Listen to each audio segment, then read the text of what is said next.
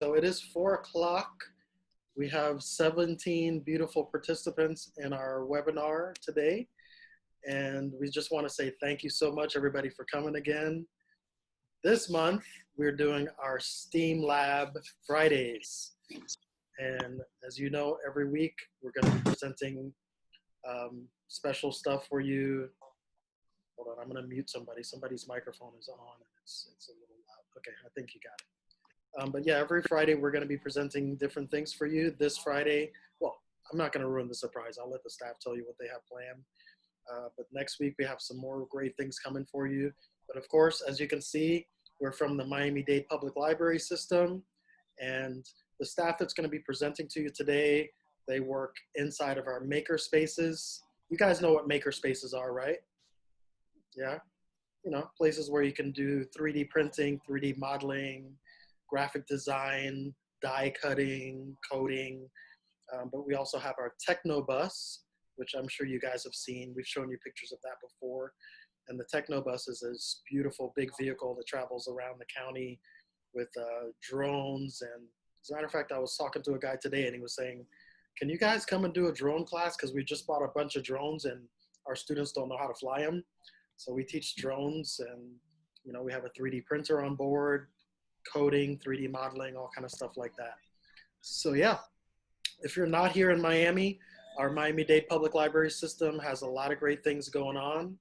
And, you know, so check it out. Go to our website, which is mdpls.org.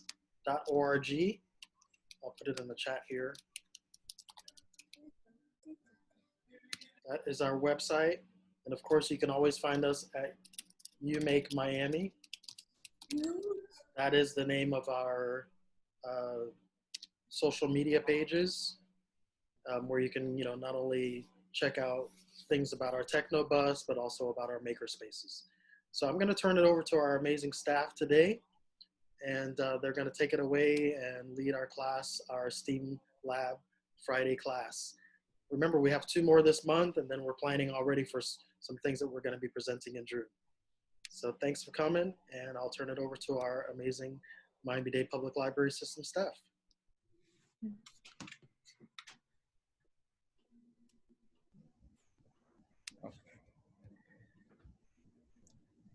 Hello, can everyone hear me? Yes. Excellent. So welcome everybody.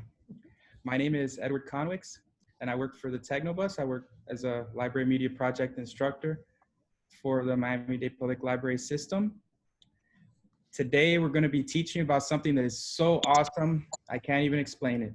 With stop motion animation, as you can see here, this little picture that's animated on the right is from a PBS Gumby.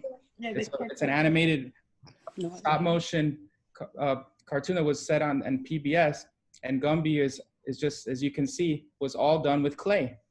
And it's something that we're going to be showing you guys how to do, not with clay, but we're going to show you guys stop motion animation. And I'd like to mention also right now that there's this contest with really, really cool prizes we'd like you to participate in. So I'm going to show you guys. This contest is called the Teen Video Challenge. The Teen Video Challenge is a collaborative summer library program, CSLP, and it provides an outlet for teens to show their acting, directorial, writing, videography talents in a nationwide contest. It's an annual contest that is open to all teens 13 to 18 years of age. 5 winners are chosen, and they're going to receive $200 and $50 cash prize worth of summer reading materials for their library. The challenge is for teens to create a public service announcement type video that shows their unique interpretation of the 2020 slogan, "Imagine Your Story." So videos won't be longer than 60 seconds long and should promote libraries and reading. So I have an example of a video that I want to show you guys. So I have to lower the volume a little bit. It's going to be a little bit loud at first, but I'm going to lower it as soon as it plays, but it's going to show you guys. And this video that you see is produced with recording technology using a camera, a phone, a tablet, or other recording device, and then put together with editing software like iMovie, Adobe Premiere, Filmora Go, and Shaker. You can also use green screen and lighting equipment, but that's optional. All these other things you have to use for this project. So this is the example coming up right now. I'm going to show you guys. So make sure you ready. Let me see. Hey, Zartrog. It's been 3 months since you landed here on Earth. How do you like it? This planet is rubbish. There's nothing to do. I wish that I could go explore new, exciting worlds for a bit. What? No, there are loads of worlds and fun adventures right here on Earth. Let's go. Welcome, Zartrog, to the library. A whole universe of stories.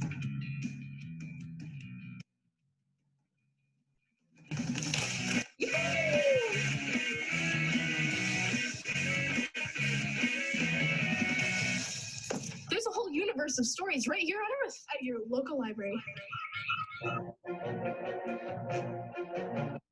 So as you can see here, that was an awesome example of something that you can turn in for the Team Video Challenge. And what we're going to be showing you today with the stop motion animation, you can use your imagination and put something together specifically for this. If you want to go visit this, we're going to copy the link for you in the chat, but here it is for the Team Video Challenge, and we're going to copy for you. So let's start on the DIY stop motion animation. So my part was actually in creating these characters and the set, which is a lot of fun. You know, you get to get creative, you get to cut things and glue things. At least I'm that type of person who I like to do things with my hands. You know, I'm not much of a programmer or things like that, but it's okay. Like all kinds of things, you know, we all bring different qualities and unique skills into the table, right? So let's get started in making these cool sets and the characters. Let's first talk about inspiration. Who knows, type it on the chat, what this cartoon is. So as you type in, maybe my coworkers can fill me in what what you guys are saying. Hey, Arnold, Scylla. Yes, you guys actually recognize it. Okay, good. So I don't feel that old because this is the cartoon that I grew up with the most during like my teen and like middle school years. So it was like my favorite cartoon. So I drew some inspiration from these characters to make the characters that I'm about to show you. I didn't exactly copy them, you know, I didn't make Arnold's little football head or anything like that, but I grabbed a little bit of inspiration from them. So you could do the same. You could look at your cartoons, movies, or TV shows that you may like, and maybe try to like recreate the character. Doesn't have to be the same, but it could be an inspiration, right? So let's talk about some materials that I used to create this. So as you could see, I used some cardboard. Cardboard is your best friend, okay? I used actually a shoebox to create the set. I used foam paper, as you could see here, I have this foam paper. But of course, if you don't have this foam paper, that doesn't matter. You could still use construction paper or just get creative with whatever you have at home. That doesn't need to stop you, okay? And of course, popsicle sticks. And if you don't have a box full of popsicle sticks, just go get yourself a popsicle box and eat your popsicles and save your sticks. They'll come in handy. So now we also have some glue, but as you could see on the picture, I actually have a glue gun. Kids, before you use a glue gun, please make sure you use permission from your parents, as this could get a little hot. No pun intended. You know, it could be a little, it's not good for you if you burn yourself. I've burned myself and it's not a good picture. Anyways, use your glue. Your Elmer's glue should work just fine. Of course, you have your wiggly eyes. I have some wiggly eyes here. They're so much fun to work with. They're so cool. And of course, I have yarn. I have a little bit of yarn here. You want to have your kid-friendly scissors. Again, kids, If you're going to use scissors, please make sure that you ask your parents for permission or your parents to help you. And of course, tape. Tape also comes in handy if in case you don't have that glue, right? So let's look at the bottom right-hand corner of the picture. That's actually the shoebox that I used, and I taped and glued construction paper all around just to create that, you know, so that you don't see that the cardboard. You could also color it. That's also an option. So let's create the set. So in the set that I used, I actually created these tiny, cute little round tables out of cardboard. And I made the perfect circle. So you could find something like this. Like this is just an old lid from a mason jar that I keep around because it helps me make that perfect circle. And so I used that, and I used the foam paper, as you could see. I pretty much just used cardboard and foam paper here. And my bookshelf, the bookshelf was actually very flimsy. And I made it out of this paper, and as you could see, it's really flimsy, so it's not that sturdy. So what I did, I actually glued popsicle sticks to the paper to make it a little bit more firm, right? So it could hold. Let's see. Now, I actually went and I created little tiny desk, a little front desk with a little computer. Everything looks so cute when it's like in miniature scale. It's adorable. So you'll see it all completed in a minute. And you can see that I created, again, the front desk. It's just a rectangle cardboard with a foam paper on top. And you can see the tiny little book that I created as well. You see, oh, you may also need a ruler. I forgot to mention that you may also need a ruler and definitely pencils, right? And so you could see the little book, this cute little mini book. I'm made out of cardboard and the foam paper as well. And I stuck a little bit of cardboard inside of the foam paper just to make it seem like it has pages, you know? And here is the set. So in the upper left-hand corner, you could see that I added other things to it. I added the signage, which just says books, and of course I have to represent You Make Miami. So I had to add that. But let me tell you that You Make Miami does not look like just that plain, okay? It's actually a really fun place to go into, but I had to just add that. And I also, one thing that I didn't have individual pictures of, if you notice, I created these little tiny chairs for the tables. Aren't they cute? And then I went ahead and glued it all down because everything you see, like all the books were all messy. They were all messy, so then I had to glue them down and put them all together. And then in the final one, if you could see on the upper right-hand corner, you see that I have all the books glued, and we have the two characters, and we have everything set up, right? Now let's continue. So guys, this is Bobby. Meet Bobby. He's also here. And Bobby is created, he was an inspiration from Arnold himself. So he's a little bit like, mostly what I used was like his blonde hair. I did the, you know, the blue.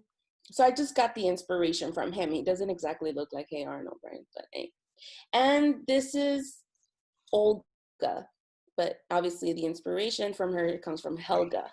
So they're two little characters, and I give her the little pink and white dress here. And just so that you know a few things about Bobby, he loves to read. He loves to visit Miami-Dade public libraries, and he enjoys summer reading at the beach. Okay, so let's just go in. I'm gonna go ahead and stop sharing, and so I could show you just a quick little demo as to how I did I'm sure you guys can get it just from looking at it. But if you see, I have the feet right here. See how I created? And then I actually cut a little in the center right there just to put him in there so he could stand. And then I went ahead and cut another one. And then I'm gonna glue it together. I'm gonna put just a tad bit of glue and make sure they're glued together. Just gonna make a quick little demo here. Make sure you squeeze them together. It's hot, the glue is pretty hot, guys. So just be careful with that, please. Of course, you wanna make sure, I'm gonna give him his little hair. Look at his little hair. Basically what I did with the hair is just 3 strands, individual strands, and then I tied them in a knot. His hair is still kind of long because I needed to make sure that when I glue it, I didn't get glue on my finger, right? So that was just so that I could prevent burning. So I had a little bit of glue to it. I'm gonna glue him right there. Oh, he's got long hair. You could leave it like that, or you could cut it, doesn't matter. And I cut little tiny shirt and his tiny shorts. Sorry, I just love saying tiny. It's like a thing, okay? I just like it. So we're gonna glue his little shirt. Make sure you glue his little shirt. You wanna give him enough space to have his little face on there as well. Glue his little shorts. Glue his little shorts here. The tricky part is the eyes because there's not enough space in the popsicle stick. So, and I'm using these huge eyes because they're so cool. I just think they're so cute. So I'm gonna do that. And I'm gonna add a little bit of glue here in the center and glue him down. Glue him down. And there you have Bobby. Maybe it's Bobby's twin or something because they're not exactly alike, right? So that's cool. Did you guys like it? If you use nice. 3D, you could use 3D too. That's not a problem. But sometimes you may not have like you know, the proper materials, or maybe you don't have a 3D printer readily available. So maybe you could go ahead and, you know, make something like this. So I'm gonna throw it to Jaden now, and he's gonna go and show you more on how to bring all of these little characters and the set together so that you can go ahead and create your stop motion animation. Jaden? So now, All right. So as we all know, every single movie, comic book, video game, everything starts with a story, right? And when we're making our stories, they're made up of several components. So the main building blocks of a story are going to be our characters, the setting, and the plot. When you're coming up with our characters, we have to figure out who is the story going to be about, where is the story going to take place, and what goal is the character trying to fulfill. Next. When creating our characters, we're always going to have a protagonist, or known as the main character, often our hero, and our antagonist, which tends to be the villain or somebody standing as an obstacle in the main hero's way. On to the next slide. Once we have our characters, our setting, and our goals in mind, now we start to structure our story to have a beginning, middle, and end. So in the case of our story about little Bobby going to the library, we've organized our story to have a 3-part structure. So our story starts with Bobby going to the library. In the middle, he finds the book that he wants, and then it ends with him getting his book and happily checking it out with the librarian. Now, don't slide too much, don't slide too much. For this one, I'm gonna tell you guys a plot of a story and you guys have to guess what it is. Eddie, you kind of try to hide the spoiler here. oh, sorry, yeah, I can't. Don't let them see it. There we go. But yeah, all right. So the story starts out with a girl's dad being called to war, but he's injured and can't fight. She takes his armor and takes his place to keep him safe. And then she uses what she, everybody's got it. Yes, it's too loud. Yeah, the ultimate Yeah, step. yeah, they got it. They got it. Awesome job, guys. So as you can see, Yeah, there you go. even all our favorite Disney movies, they all have a beginning, middle, and end. All right.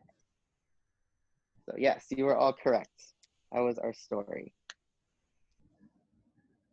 So those are just some little basic tips and tricks that you guys can think about when you're trying to come up with your story for your teen video challenge. Think about what your character is going to be, who is it going to be about, what's their goal, what's standing in their way, and what your beginning, middle, and end is going to be. Take us on that journey. And remember, you only have 60 seconds.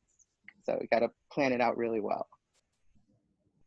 You guys can see a little set. Yes. This is the Looks set great. that Dinah showed us earlier. And you'll notice it's a little bit different. I've added a couple of extra props in there, like this guy right here. Does anybody here like Nintendo stuff? Any Nintendo fans in the chat? Does everybody know who that character is? It's an Amiibo. But yes, we have our Amiibo here standing in as our librarians holding a book. It's one of our props. And we got these little plants in the corner. So as you can see, even though Dinah made her own little characters and we made this little set, you can also kind of mix and match it together and use action figures or toys lying around your house as props for your story as well. So that's also an option. I'll turn her around so you guys can see her. So that's our little set.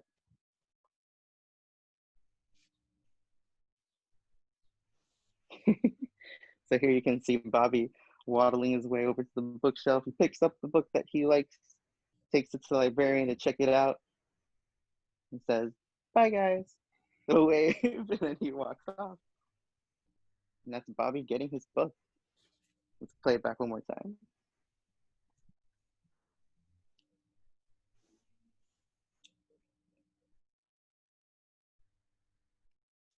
Here we go.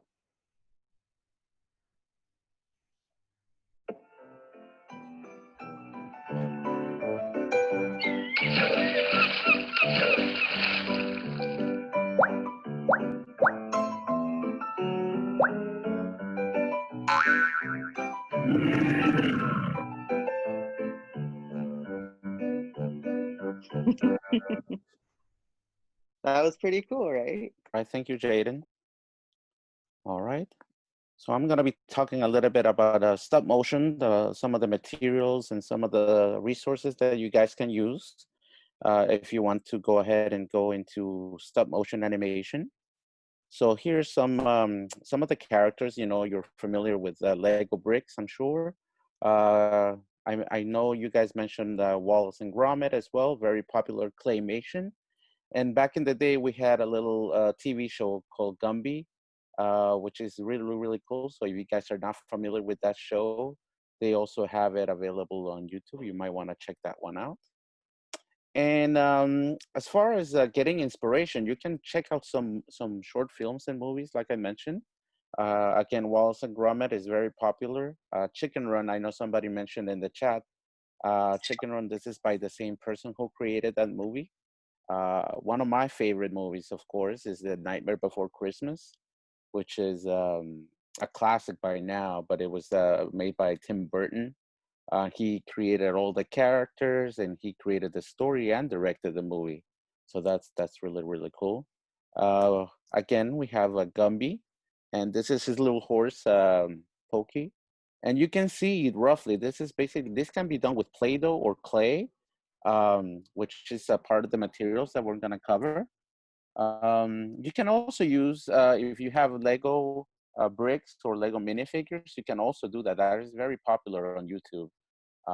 You can definitely check a lot of YouTube videos. Just make sure to ask your parents and stuff before you log in and watch videos on YouTube. But there's a lot in flexibility, and you can combine materials. You can use some of your action figures or some paper art and crafts as well with your Lego brick movies. And there's also, you can use um, there's some Play Mobile videos on YouTube as well. So you might want to check that out and see how that works. Now, as far as materials that you can use for stop motion in particular, there's, like I said, clay. You can definitely use modeling clay, which is available in arts and crafts stores. You can also use Play-Doh, which I know a lot of people grew up on Play-Doh. Very, very useful. Lego bricks and Lego minifigures, as I mentioned, those are very easy and very popular to do. If you have action figures, some of them are very, very postable, and that makes it easy. If you are into crafts, you can definitely use cardboard or paper crafts to create it. And finally, oh, we kind of missed it a little bit, but you can use recyclables, which is what Dinah used to create the characters for the stop motion. You can use plastic bottles, you can use plastic utensils, or the paper towels, the inserts from the paper towels. Um, but besides that, if you want to learn more about the process of stop motion, there are several books that I think it might be worth your while. And the first one that I'd like to recommend is the Stop Motion Craft Skills for Model Animation by Susanna Shaw. So that covers the whole process on recording and moving and setup, costuming, lighting, which is something very important. You want to make sure that you have good light, not just rely on natural light, because again, if there are clouds or something and you get variations on the light, so you want to keep a steady light source so that it doesn't create shadows in your animation. Another good book is Brick Flicks, a comprehensive guide to making your own stop motion Lego movies by Sarah Herman. So this is particularly for those of you who might have a lot of Lego bricks or want to get into a stop motion with Lego movies. This is a really, really good source. And another good source that I recommend is Animation Lab for Kids, Fun Projects for Visual Storytelling and Making Art Move by Laura Belmont and Emily Brink. And this is a very comprehensive book. It covers cartooning, flip books, claymation, stop motion, and overall any kind of movie making process. So it's very, very informative. And where can you find these books? Well, I'm glad you guys are wondering that, because a really, really good source, again, is our library, www.mdpls.org. Is where you can find all of these books that I mentioned, as well as many more. And all you can do is just go to that website and you can type the keyword stop motion, and you'll get a whole list of different resources that you can use. We have books, we have DVDs that you can use to learn more about the process. Um, but if you don't live, I know we have a lot of people that are out of state or out of the city. There is something called Interlibrary Loan that is part of most libraries, and I'm pretty sure all the big cities. I know we talked about Maryland and Boston and California and New York. Um, if you don't have a book that you're interested in your library, but it is available in another library in another state, you can check out to see if they have it, and you can borrow it from them. They'll let you keep it for about 3 to 4 weeks is the usual. So that's really, really a good service, and all of that is free as part of the library system. And finally, I just want to say thank you so much for attending our presentation. And I want to remind you especially about that teen video challenge. Again, the theme is Imagine Your Story. The videos are limited to being 60 seconds, so it is doable. It is not too hard to do as far as keeping it short and meaningful. And then the submissions are being accepted from June 1st all the way to August 7th. And again, there are 5 winners. So you guys will be able to win $200 cash prizes, as well as $50 for your summer reading materials for your library. So that's very cool. We provided the link in the chat, but we can post it again so you can read all the instructions. So yeah, I hope you guys get inspired to create your own little stop motion. All right, so this is my little setup, as you can see. Bear with me here. Move a little bit closer. So this is my setup. You kind of saw something similar to this earlier in Eddie's presentation. You can see my phone. I have stop motion opened up here. Make sure it's close enough so you guys can see really well. Let me expand on this. All right, cool. Make sure it doesn't get cut off. All right, so here we can see the full scene. So this is stop motion. This is what the inside of the app looks like once you open it up. And as you can see, I have my scene set up over here. I've got little Bobby off screen. You kind of see him in the bottom corner over here, about to walk in. And there we go. This is what we want to look at. So when you open up Stop Motion Studio, it's going to look something like this.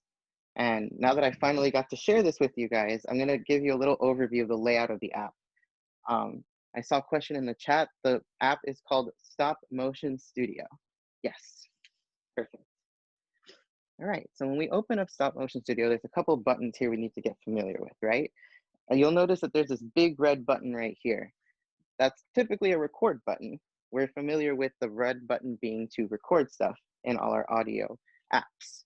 So when you tap on this button, it's going to take a picture. And once it takes that picture, it's going to create our first frame.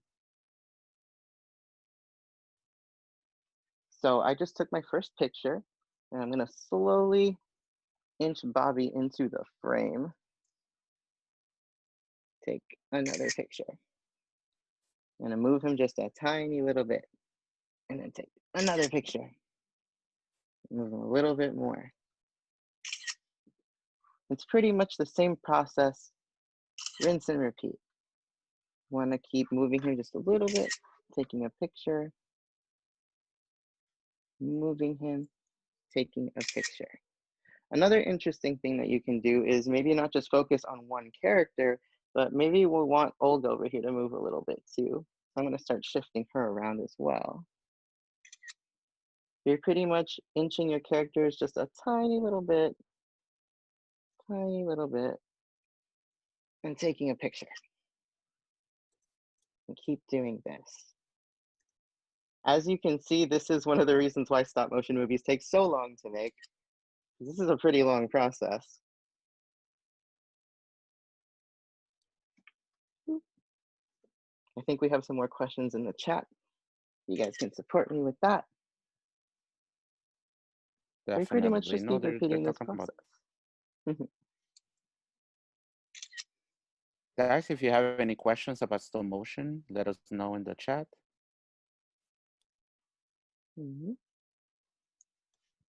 So I know Bobby's not at the desk yet, but we've taken quite a few pictures. So maybe we can take a look at our timeline and see what we have so far. Let's take a look at that. We can see a little bit of movement happening there. All right. It's pretty cool.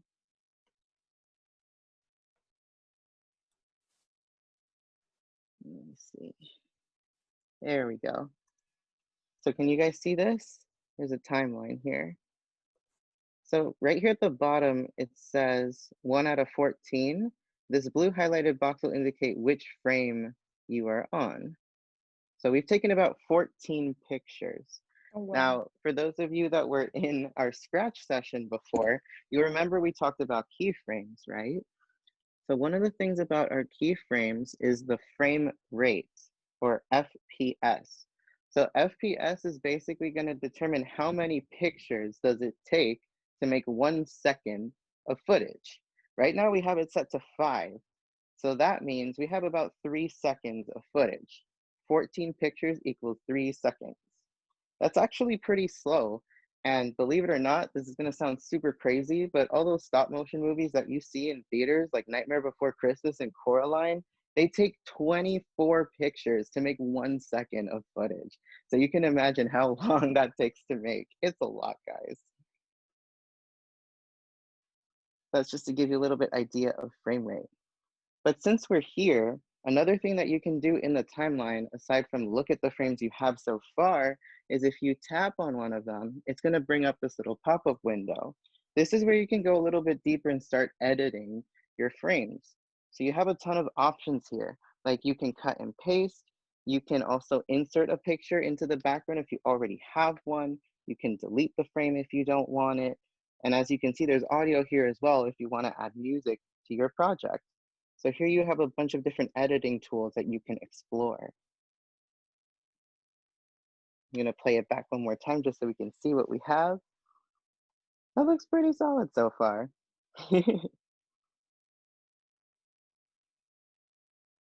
Now that we've gone over that, That is I'm so gonna go cool. over, yeah, isn't it? Yes. So, and as you can see, there's a lot of tools here. So I'm gonna try to keep it as bare bones as we can, just so you guys can get as much of this as you can. So over here, aside from the frame rate, there's a bunch of other tools. If we tap on this one, you'll see a couple options here for fade. These are some basic transitions that the app comes with. So remember when we saw the video of the big fish, little fish being eaten by the big guy? He had some transitions in that video where it kind of like faded to black at the end, or it like swiped from one title to another. So here you have a couple of transition options. That's that up arrow icon. If we go next to it, this is aspect ratio. So to kind of simplify that a little bit, what aspect ratio means is basically the size of your screen. For those of you that are familiar with Instagram, you know Instagram is always in a square, which is this aspect ratio you can see right here. If you tap on square, you'll notice that it kind of crops the picture a little bit to make it a square size. So depending on what kind of format you want the video to be or where you plan to post it, you can change the size of the canvas here in the aspect ratio. But for now, we're just gonna keep it in the default for movies. In this next tab, there's a couple little fun features in here. As you can see, there's already some pre-made backgrounds, but they do have a little lock on them. It's one of those special features you kind of need to unlock within the app, but that's another thing that's available there as well. And there's also the option to import maybe a picture of your own if you make one. Next to that, we have filters. Everyone's familiar with filters, right? We've all taken selfies on our phone and had different effects on them, right? So you have some options for cool filters in here as well. As of right now, it seems like we only have the option for black and white if you want to go old school, but there's a couple of other filter options that are also locked as well. Next, we have the resolution. So I'm sure some of you guys have heard of like 4K, which is like really high quality pictures, super bright, vibrant colors. So there's options to change the quality of the video as well. HD tends to be the standard, but if you really wanted it to look super high def, so you can see every little hair on Bobby's head and be like super detailed, you can go to 4K and make it look crazy. And then last but not least, there's these playback options. This is more of when you're playing back your own video to kind of see what you've done so far. Right now I have it set to loop so that it'll just automatically keep playing over and over again, so I can just watch what I'm doing. So those are pretty much all of these features right here. I'm gonna go back to the camera view here, and there's two more little tricks that I'm gonna show you guys. One of them is this icon right over here. It's kind of like a grid. So if I tap on that, you'll notice these white lines appear on the screen. These white lines are basically called the rule of thirds. I don't know if you guys have ever heard of this. Maybe if you're an art student, you've heard the term before, but this is also used in photography and film. It kind of looks like a tic-tac-toe board. And if you notice these lines, the purpose of them is to help you compose your shot. So right now, looking at the placement of the characters in our scene, where does your eye go directly? What would you say is the focal point?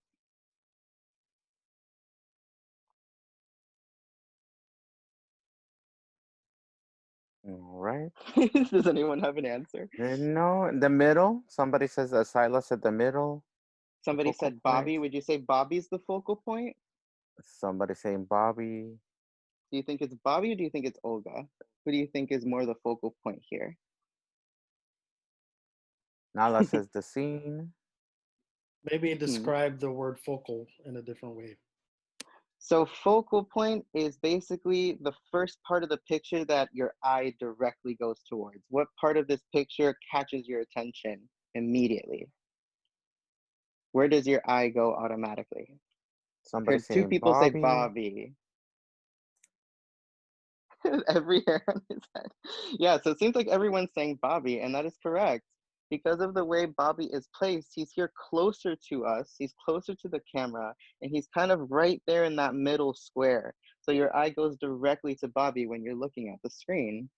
So when you guys are crafting your story, think about the placement of your characters as well. This is a little bit of like cinematography tips right here. Make you guys pro video recorders, okay? You guys are gonna be film masters by the end of this, I promise you. Yeah, he Nala does have a says little that, bald spot. We're gonna ignore that. Bobby's yeah, got a I full was head of gonna hair, say I that promise. bald spot. He's good, he's good. So yeah, awesome. So now that we understand that rule of thirds, that grid, that's just a little pro tip to help you guys out. You don't have to use it, but it's another little helpful tool that you have in here. And again, it's this little box, kind of like tic-tac-toe box in the bottom left corner. The last tool I'm going to show you guys is our timer, which is this little icon right up here. It kind of looks like a little, kind of looks like a pizza to me, but it's supposed to be like a clock right above the red button. So I'm going to tap on that, and it's going to bring this up. So what the timer does, this could be a good trick for you if you kind of want to be a little bit more hands-on with your project. You don't want to be jumping back and forth between clicking a picture, moving the character, clicking a picture, and moving the character. If you wanted to just focus on the character, you can set a timer so that every couple of seconds, it'll automatically take the picture for you, and all you have to do is focus on moving your character. Now, this could be good and bad. It kind of depends on how fast you can move. So you might want to be mindful of that when you're picking how many seconds you want there to be a pause between each frame. So I'm going to try one as an example. I'm going to set it to maybe about 5 seconds. Hopefully that's enough time for me to move it. So 5 seconds, go. Hear the click. Okay, you heard that click sound. Click the first frame. I think 5 seconds is a good amount. Click. And just move a little bit. Click. So see, by doing this, I don't have to touch my camera at all. It takes the picture for me, and I'm just focusing all my attention on moving little Bobby across the screen. So that's pretty cool. I'm gonna go ahead and stop that. And that's our timer. And again, you can adjust it to however many seconds you may need. You can even make it a minute long, though that might be a little bit too much. But just by sliding this across here, you can choose how many seconds long you want your timer to be. So I'm going to go back one more time. We're going to play back, see what we got. Let's see it again. That looks pretty good. So I think we're well on our way. I mean, you guys kind of had a spoiler. You saw the finished product before you saw the behind the scenes, but that's okay. I hope you guys have seen now behind the scenes and understood a little bit more like what it's like to make these stop motion movies and the work that goes into it. Despite our little technical difficulties, I think this was good. I hope you guys learned a lot, and this looks like fun. And remember, this app is totally free. You can use it on your Android or your iPhone. And while the Teen Video Challenge doesn't have to be stop motion, it would totally be a really creative way of entering this contest. Because while everybody else is acting on screen, you might be the only person who has an animated entry. So it'll definitely help you guys stand out. That is super cool. I love how you can set the automatic timer. And It's a then, lifesaver. yeah, and you can even like maybe move like 2 or 3 pieces at once and do a lot of stuff. Mm-hmm. Thank you, Jaden. I like how you created a workaround. I want to show you Yes. guys something really quick. This is cool. You guys are great. Hopefully I can find this. Yeah, here we go. Let's see. So this is basically a video that was done by our teenagers, just like you, over at our U Media space. This was actually a couple of years ago. But it just kind of shows you like what you can create, you know, in addition to the things that Dinah, Hector, Eddie have shown you. So let me see if I can get it playing. I don't think there's any audio with this.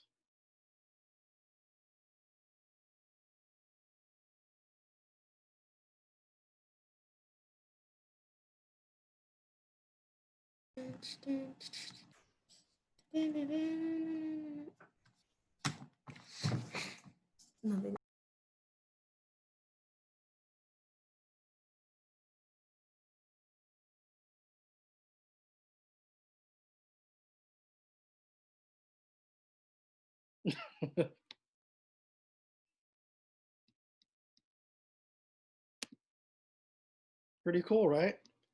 That was very simple, but you saw that those are teenagers who come to our library and use our maker space. Actually, that's our teen technology space. But yeah, I hope you guys enjoyed this class today. Thank you so much for coming. Yes, and thank you guys so much for your patience while we had our technical difficulties. I hope that you guys still enjoyed it and it was cool and fun and you guys liked everything we had to show you.